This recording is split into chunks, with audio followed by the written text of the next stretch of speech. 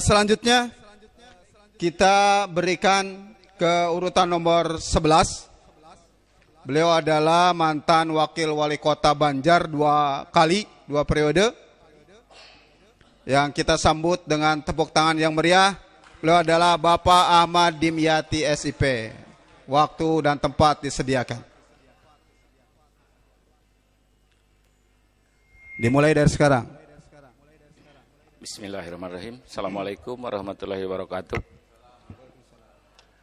Yang saya hormati Tang Tosna, seluruh yang hadir di ruangan ini dan yang mendengarkan suara saya, yang dimuliakan Allah Subhanahu wa taala, juga pasti nanti yang seterusnya melihat di media sosial dan seterusnya. Karena saya tahu ini masuk ke YouTube dan sangat bermanfaat. Setelah dari ruangan ini akan bergulir ke seluruh masyarakat.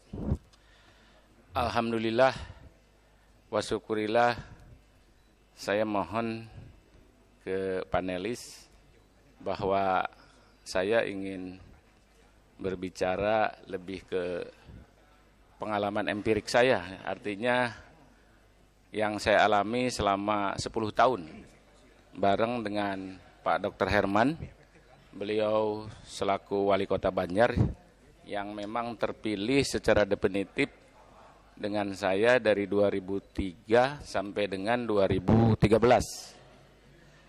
Artinya selama 10 tahun, karena posisi wakil kepala daerah ini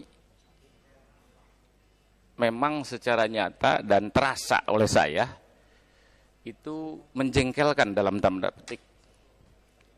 Kenapa menjengkelkan? Karena tidak punya kekuasaan sama sekali.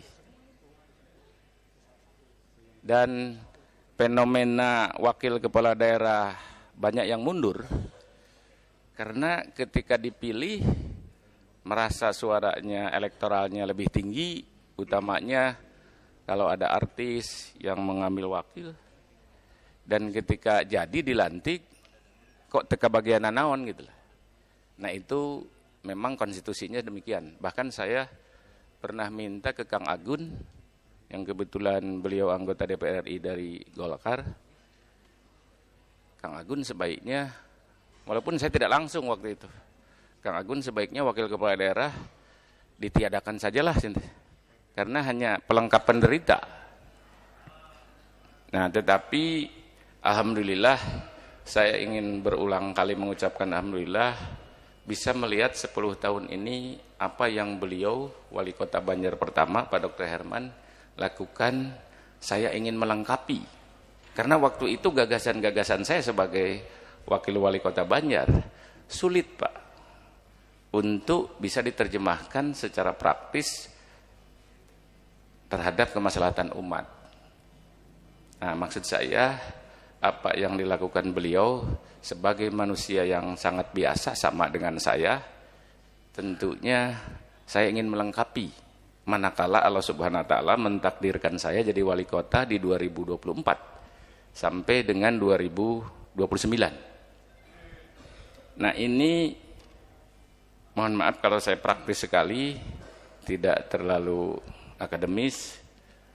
Artinya kepala daerah ini sangat-sangat full power, artinya kekuasaannya sangat besar. Seperti fenomena Ahok di Jakarta, ya, beliau mengherangkan cai kali jodoh kalau nggak salah, itu hanya beliau mungkin ada kesalahan ya dalam tanda petik ketika ngomong Al-Maidah. Ya, padahal Al-Maidah itu wong saya sendiri yang muslim ngomong itu secara praktis sangat harus hati-hati. Waktu 1 menit lagi. Moderator atau pengatur lalu lintas, terima kasih. Nah jadi kalau Banjar saya melihat 20 tahun ini sudah berjalan, ya sudah berjalan cukup baik. Mari kita nanti di 2024 ini setelah pemilihan wali kota tanggal 27 November jadwalnya itu, ya bisa lebih memperbaiki yang ada. Yang ada misalkan ekonomi saja, Pak Doktor itu tidak terlalu kapitalistik, artinya seperti yang saya lihat di Jalan Merdeka itu toko-toko yang dulu sebelum ada pemerintah kota itu ada, sekarang mulai nggak ada karena ada Jogja misalkan yang terlalu besar.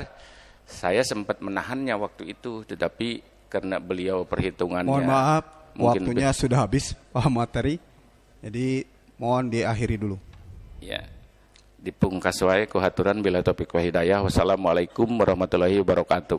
Waalaikumsalam warahmatullahi wabarakatuh. Berikan tepuk tangan kepada beliau.